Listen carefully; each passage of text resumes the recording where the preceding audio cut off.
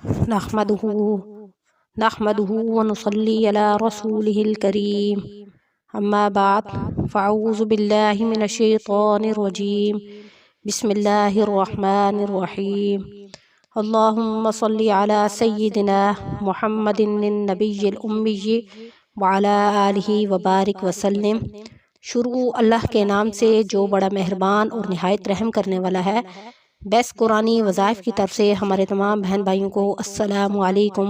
ورحمۃ اللہ وبرکاتہ۔ امید کرتے ہیں کہ آپ سب خیریت سے ہوں گے۔ تو آج جو عمل جو وظیفہ میں آپ کو بتانے لگی ہوں، جو عمل میں آپ کی خدمت میں لے کر حاضر ہوئی ہوں، وہ سورۃ فاتحہ کے حوالے سے ہے۔ سورۃ فاتحہ قرآن مجید کی بالکل ابتدائی سورت ہے۔ یہ سورت مکہ میں نازل ہوئی ہے۔ اس سورت میں اللہ کریم نے اپنی صفات کو بیان کیا ہے۔ اعوذ باللہ من الشیطان الرجیم، بسم اللہ الرحمن الرحیم۔ شروع اللہ کے نام سے جو بڑا مہربان اور نہایت رحم کرنے والا ہے۔ الحمد، تمام تعریفیں، یعنی جتنی بھی تعریفیں ہیں، للہ، وہ صرف اور صرف اللہ کے لیے ہیں۔ یہاں پر تمام کفر و شرک کی تردید ہو جاتی ہے کہ ہماری جتنی بھی تعریفیں ہیں وہ سب کی سب ہمارے رب کے لیے ہیں۔ الحمدللہ رب العالمین، جو تمام جہانوں کا پالنے والا ہے۔ ٹھیک ہے، یہاں پر اس بات سے واضح ہو گیا کہ کوئی بھی دل میں کسی قسم کا شک و گمان نہیں رہتا کہ تمام جہانوں کو پالنے والا صرف ایک رب ہی ہے۔ الرحمن، بڑا مہربان، یعنی یہاں پر اللہ کی دوسری صفات کو بیان کیا گیا ہے۔ الرحمن، بڑا مہربان، یعنی مہربان اتنا ہے کہ جتنا بھی انسان گناہ کر لے، گناہ گار ہو، جیسا آپ دیکھیں کافر ہیں، کتنے غیر مسلم ہیں، نون مسلم ہیں، لیکن اللہ کریم جو ہے اس کی کبھی روٹی بند نہیں کرتا، اس پر اپنی نوازشیں اور اپنی نعمتیں کبھی بند نہیں کرتا، ہمیشہ اس کو نوازتا رہتا ہے۔ وہ بھی تین ٹائم کی روٹی کھا کے سوتا ہے اور اچھی آسائش کی زندگی اپنی گزار رہا ہے۔ اتنا مہربان ہے، اگر وہ چاہے تو ان کا سب کچھ بند کر سکتا ہے، لیکن نہیں، اس کی مہربانی دیکھیں کہ وہ ان پر بھی مہربان ہے، حالانکہ وہ رب کو تسلیم نہیں کرتے، اس کو اپنا خدا نہیں مانتے۔ الرحمن الرحیم، رحم کرنے والا، یعنی اس کی اگلی صفات دیکھیں کہ وہ اتنا رحم کرنے والا ہے کہ وہ اپنے بندہ پر اتنا رحم کرتا ہے کہ کبھی بھی اس کی استطاعت سے بڑھ کر اس پر بوجھ نہیں ڈالتا۔ یعنی جیسے قرآن مجید کی ایک دوسری آیت میں بھی فرمایا گیا، لا یکلف اللہ نفسا الا وسعہا،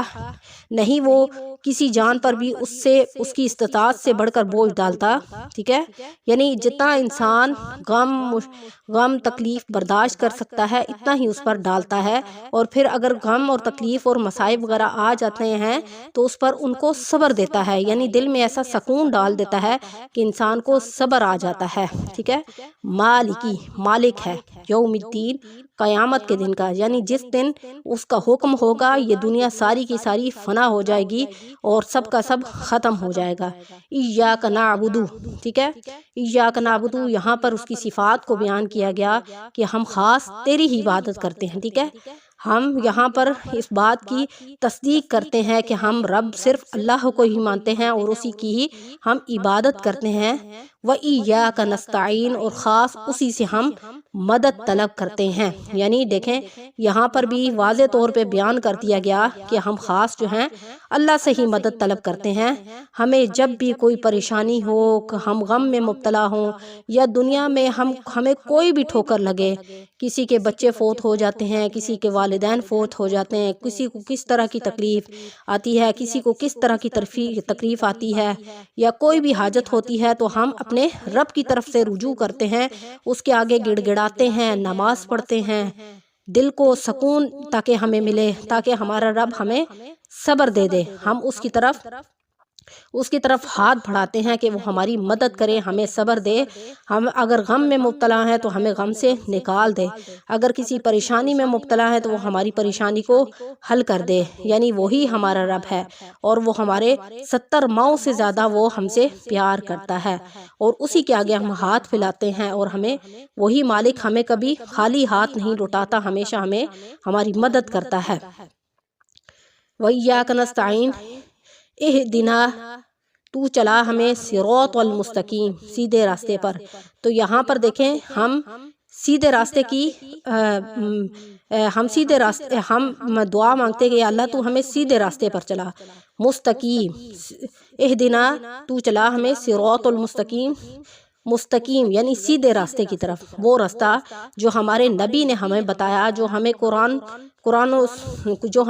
نے بتایا اور قرآن و سنت کے مطابق ہمیں سیدھے راستے کی پر چلا۔ صراط والذین رستہ ان لوگوں کا انعمتا انعام کیا تو نے علیہم ان پر، ولا ضالین اور نہ گمراہوں کے رستے پر، یعنی انعام کیا تو نے، انعام کس پر کیا؟ اپنے خاص لوگوں پر، ولیوں پر، نبیوں پر، انبیاء پر، ہمیں ایسے رستے پر چلا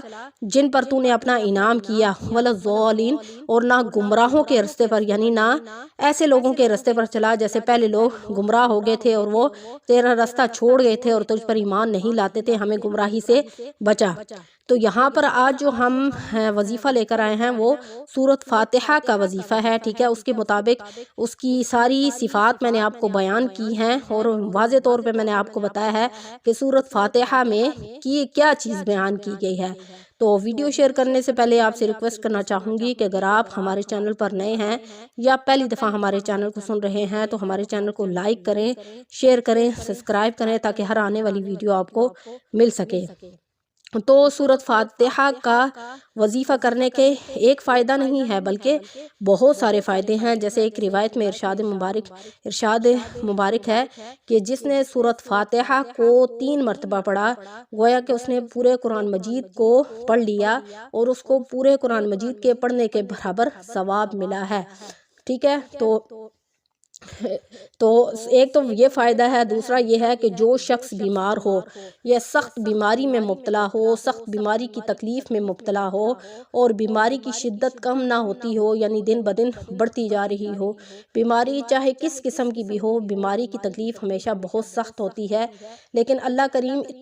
اتنا مہربان ہے اپنے بندے پر، وہ بیماری بھی اتنی ہی ڈالتا ہے جتنی انسان جو ہے جتنی شدت کی جتنی وہ تکلیف برداشت کر سکے۔ تو اگر کوئی شخص بہت سخت بیمار ہے، یعنی اگر اس کو بخار ہے یا کسی قسم کی بھی کوئی اس کو تکلیف ہے، تو اگر ایسا شخص سورۃ فاتحہ کو 41 مرتبہ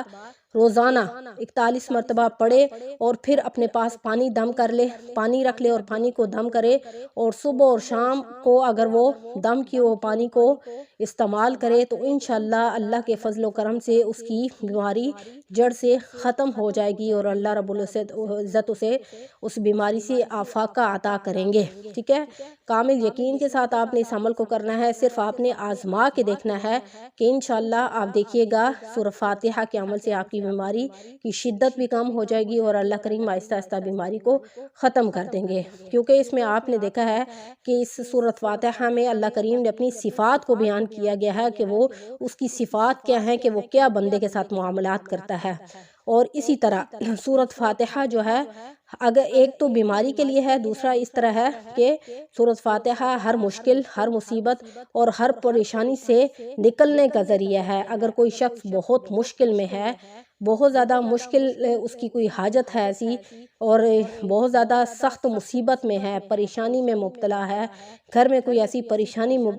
بن گئی ہے اور اس کو اور کچھ سمجھ نہیں آ رہا، تو وہ ایسا کرے کہ سورۃ فاتحہ کے اس وظیفے کو شروع کر دے تو انشاءاللہ اللہ کریم جو ہے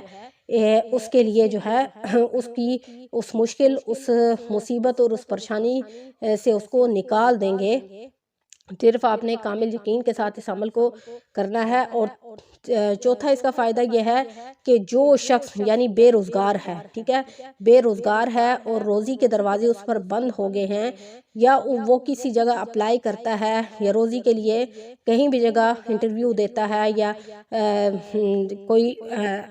مزدور ہے اور اس کو روزانہ کی دہاڑی اس کی نہیں لگتی، اگر وہ سورۃ فاتحہ کے اس عمل کو شروع کر دے گا تو انشاءاللہ اللہ کریم اس کے لیے اس فاتحہ سورۃ فاتحہ کی برکت سے اس کے لیے روزی کے دروازے کھول دیں گے۔ تو اگر اس کا ایسا، اور دوسرا یہ ہے کہ اگر اس کا کوئی ایسا کام رکا ہوا ہے جو حل نہیں ہو رہا، یعنی جب بھی وہ کام کرنے کی کوشش کرتا ہے تو کوئی نہ کوئی رکاوٹ اس میں آ جاتی ہے، تو انشاءاللہ اگر وہ سورۃ فاتحہ کو 41 دن جو ہے کامل یقین کے ساتھ پڑھے گا تو انشاءاللہ اللہ کریم اس کی ہر غم، ہر پریشانی